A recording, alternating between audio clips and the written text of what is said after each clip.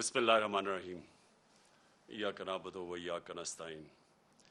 میں اپنے پاکستانیوں سے آج ایک اہم پریس کانفرنس کر رہا ہوں اور میں یہ چاہتا ہوں کہ اس کے اوپر ذرا سب جو دیکھ رہے ہیں بڑا ذرا غور سے میری باتیں سنیں۔ دیکھیں، ایک بیرونی سازش کے تحت ہماری گورنمنٹ کو ہٹایا گیا اور بیرونی سازش کے ساتھ جو ملوث تھے، جن کو کولیبریٹرز کہتے ہیں، وہ لوگ جن کو میں میر جعفر اور میر صادق کہتا ہوں، انہوں نے مل کے یہ بیرونی سازش کو کامیاب کیا۔ اور یہ جب ہماری حکومت گرائی گئی تو کن جگہ پہ بڑی خوشی بنائی گئی۔ ہندوستان کے آپ میڈیا دیکھ لیں، ایسے لگا جس طرح کہ کوئی ہندوستان کا ہی کوئی پرائم منسٹر بن گیا۔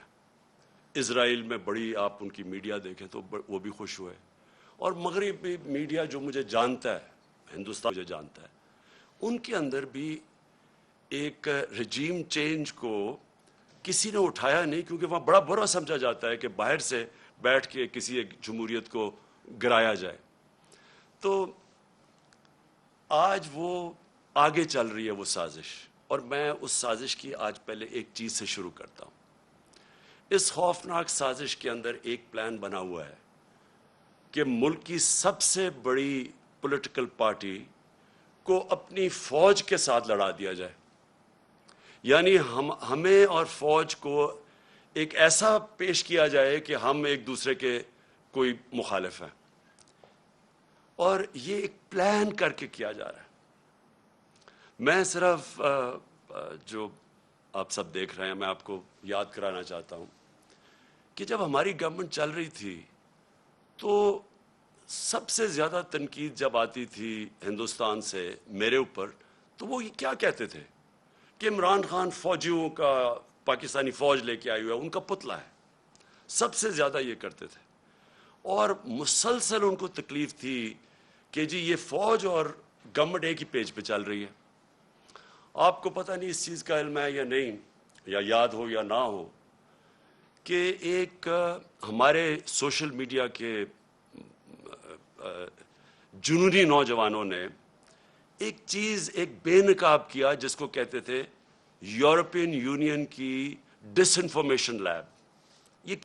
اس میں تقریباً 800 فیک سائٹس تھی، اور یہ فیک سائٹس کیا کر رہی تھی؟ یہ مسلسل پاکستان کے خلاف پروپیگنڈا کر رہی تھی، جس میں کئی پاکستان کے صحافی بھی شامل تھے، کئی وہ لوگ شامل تھے جو آج اس امپورٹڈ حکومت کے ساتھ اب نظر آتے ہیں۔ اور یہ کیا کہہ رہے تھے؟ دو لوگوں کو اٹیک کر رہے تھے، ایک عمران خان کو اور ایک پاکستانی فوج کو، اور تکلیف یہ تھی کہ یہ ساتھ چل رہے ہیں۔ اب میں آپ کو ذرا تھوڑا پیچھے لے جاؤں کہ جب ممبئی کے اٹیک ہوا، دہشت گردی کا اٹیک ہوا ممبئی میں، تو آصف زرداری نے ایک بیان دیا تھا کہ پاکستان کا جو D G I S I ہے اس کو ممبئی بھجوایا جائے۔ یعنی سوچیں کہ اپنا ملک کا اس وقت صدر تھا، کہتا تھا اس کو ممبئی بھجوایا جائے، اور پھر یہی آصف زرداری حسین حقانی کے ذریعے امریکنوں کو میسج پہنچاتا ہے کہ امریکنوں کو کہہ رہا ہے کہ پاکستان کی فوج سے آصف زرداری کو بچائیں۔ اور دوسری طرف نواز شریف، یہی جب ممبئی اٹیکس ہوئے تو اس نے نواز شریف سب سے پہلے بولا کہ وہ جو ایک لڑکا وہ کون سے گاؤں میں تھا پاکستان میں جدھر سے اٹیک ہو، اس نے کم باکر کو ایک انٹرویو دیا تھا، اور اس نے اس انٹرویو میں بتا دیا کہ وہ پاکستان سے ہے۔ یعنی پہلے ہی ایک بہت بڑا ایک پاکستان کے خلاف ایک مہم چلی ہوئی تھی، اور خاص طور پہ آئی ایس آئی اور پاکستانی فوج کو ٹارگٹ کیا جا رہا تھا۔